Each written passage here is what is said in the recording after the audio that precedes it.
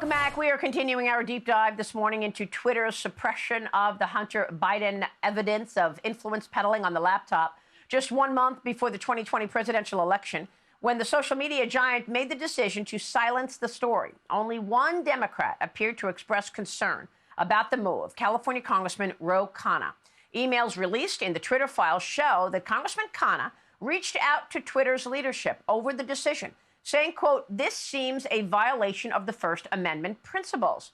In a recent Wall Street Journal op-ed, Congressman Khanna wrote, quote, "Censorship of the Hunter Biden story might have helped my party, but it was bad for our democracy." Joining me right now is Congressman Khanna himself, who is a member of both the House Oversight and Reform Committee and House Armed Services Committee. Khanna, I've said this many times, you are a man of integrity. Thank you for doing what you did. The entire country thanks you. What prompted you to write that note to the leadership of Twitter? Thank you, Maria, but I don't think what I did was anything exceptional. I was just standing up for our Constitution and for our First Amendment. It is wrong to censor newspapers. It is wrong to censor journalists. Look, the New York Post hasn't written a kind thing about me in my 6 years in Congress. They're a conservative point of view paper. But that doesn't mean that you can stop publishing their pieces or articles or censor their journalists from sharing stories. So it just offended the basic principles that our country is based on. And those principles have been broken over the last few years. Congressman, I want to get your take on the road ahead. What do you want to see to ensure that America's freedom and liberty stay in place?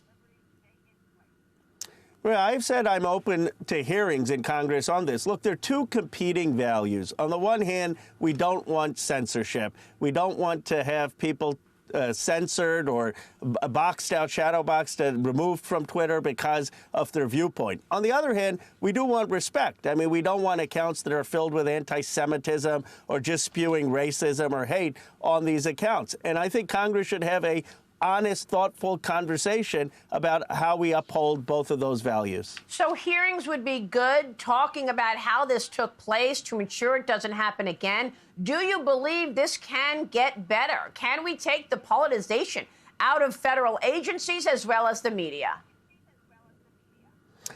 I do, Maria, because I think if we want any hope of coming together as a country, the first thing we have to do is say people should be able to express their view. We can't tell people who we disagree with, please just be silenced. We don't want to hear you. We don't want to engage with you. Let me tell you, that's just going to create further polarization, further alienation. And I've been surprised how many Republicans who don't agree with a single thing I said believe, okay, at least we can have a dialogue. And that, I think, is the first step to being together as Americans. We could all pledge allegiance to the Constitution, to the First Amendment. That's what makes us Americans. The other issue is some of this has made America vulnerable in the face of massive, bigger issues coming at us, like the Communist Party of China.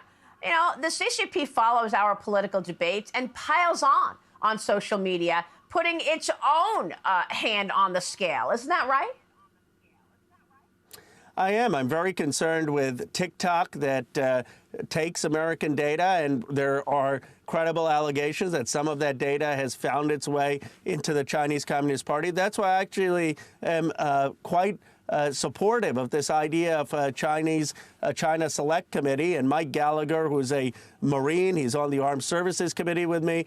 We don't always agree, but he's one of the most thoughtful members on China. He's being reported to chair that committee. I think that can be bipartisan. I think that committee could do very important work.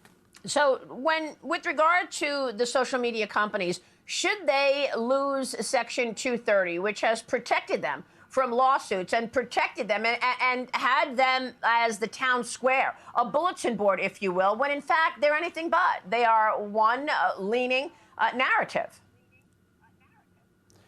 Well, I think we need Section 230 reform, Maria. We have to be careful. If they lost all Section 230 immunity, it may lead to more censorship, because then you could actually sue Twitter for potential defamation, and they're going to be more likely to censor. But I think where you can reform Section 230 is to say if there is a finding by a court that something is illegal, that something is inciting violence, then there should not be Section 230 protection. And there definitely needs to be reform on Section 230. I mean, so many issues that we talk about every day, one would think that we all should agree on. For example, the wide open border. 5 million people have crossed into this country illegally on Joe Biden's watch. 1 million people have gotten away, the so-called gotaways. We don't know what their intentions are, but they're in this country purposely evading apprehension. The tens of thousands of drugs coming across, and yet the president does not want to go to the border.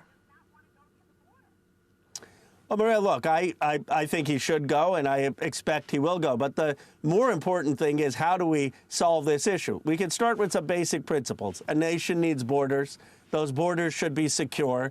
At the same time, we need some orderly process for immigration. We need to be able to recognize asylum claims. That's based on our fundamental values as a country, but we also need to have a process where people can come here without having to cross the border if they want to work here in an orderly process. And there are bills that do all of these things. The question is, can we actually come together to pass those bipartisan bills? Congressman, we are all grateful that you are a member of Congress. Thank you, sir.